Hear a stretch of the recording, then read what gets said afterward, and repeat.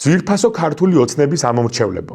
მე ახლა მოგიყვებით თუ რა სკანდალებშია გახვეული ირაკლი ღარიბაშვილი, თქვენ კი უბრალოდ ბოლომდე უყურეთ ვიდეოს.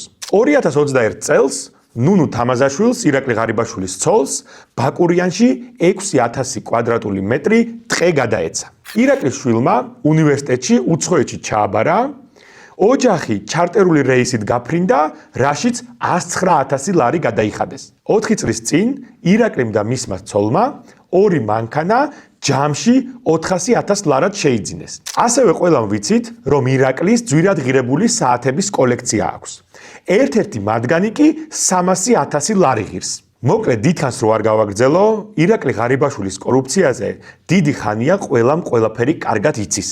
მეტიც დღევანდელი მთავრობის წევრებზეც და მათ კორუფციაზეც ყველამ ყველაფერი კარგად ვიცით. თუმცა მათ არავინ იჭერს.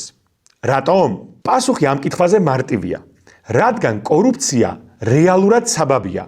რეალური მიზეზი კი ბიძინა ივანიშვილის ღალატია. ივანიშვილს ღალატი სავარაუდოდ ელანდება. თუმცა მაინც ასეს ჯის თავის ბიჭებს. ბიძინა საკუთარი გუნდიდან და არა მარტო, ვისაც მოუნდება, როცა მოუნდება, მაშინ დაიჭერს. თუმცა მთავარი კითხვაა, მოგწონს თუ არა ასეთ ქვეყანაში ცხოვრება, სადაც ყველაფერი ერთი ადამიანის ნებაზეა დამოკიდებული და სამთავრობო ელიტა ჩვენს ხარჯზე მდიდრდება.